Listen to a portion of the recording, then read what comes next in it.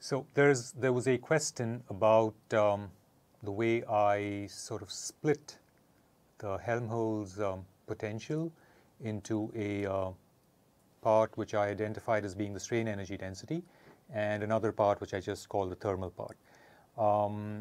Essentially the question was relates to whether we are allowed to do the split, what it means, and how we can then get the second Piola-Kirchhoff also as a derivative of the Helmholtz potential with respect to the strain. So let me try to address those questions. Here's how it works. So if we write out the Helmholtz potential,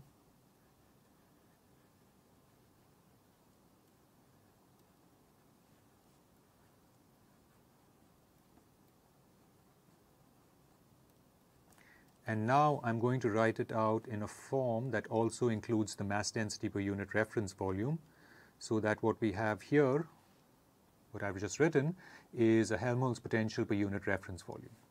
Now, it has the dimensions of an energy. It has the physical dimensions of an energy. Okay. Now, this I said is equal to some part that I'm identifying as being the strain energy density plus a thermal part. Now, okay,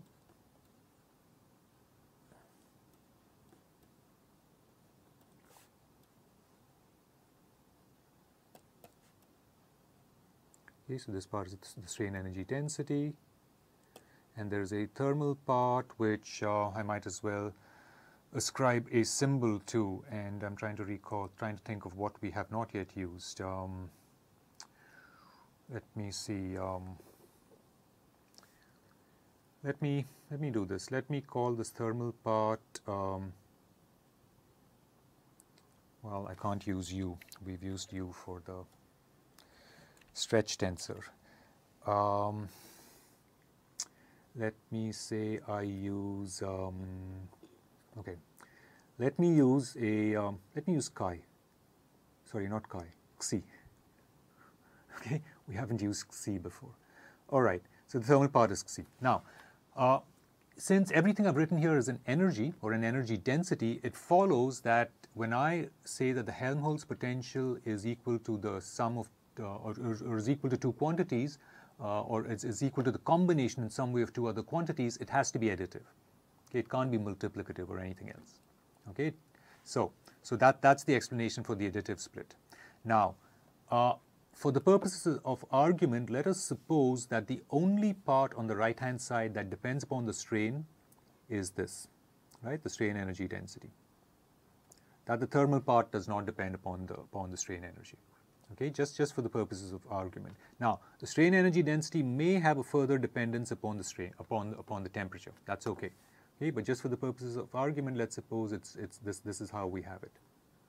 Okay, so this is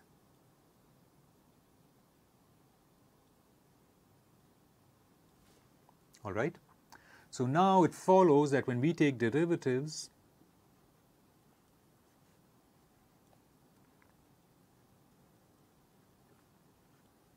okay, we must have this identification, right?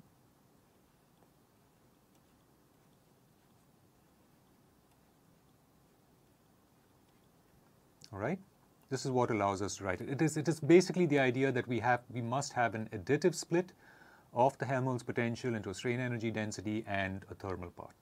That is key. Now, of course, you may want to relax the requirement that one can write it out in this fashion where the thermal part depends only upon theta. That's okay. If we included in Xi a dependence upon E, it would just mean that we are not able to split the purely strain-dependent part and the purely temperature-dependent part in any way.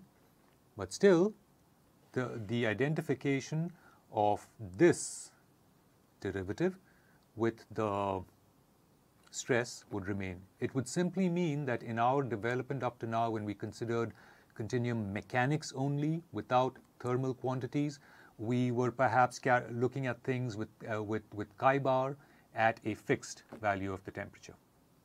Okay, so that's really all it means. The key is this additive split. This additive split is critical, and it follows just by observing that everything we're dealing with here is indeed an energy. So it must admit an additive split. Okay? All right, so that's the explanation for why we can go ahead and do this.